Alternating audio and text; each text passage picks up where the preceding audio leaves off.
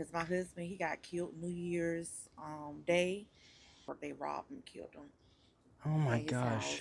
How are you? I was in the neighborhood. I just cleaned your neighbor's driveway, and I was wondering if you would want me to clean your driveway. So I'll do this absolutely free, and I won't charge you anything.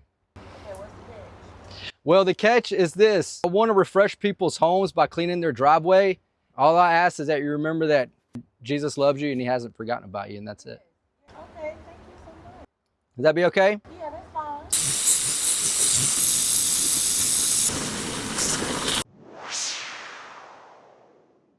What's up, everybody? This is Josh Brown. Welcome to Free Wash Friday. I was cleaning a driveway a few houses down when I noticed this one was extremely dirty.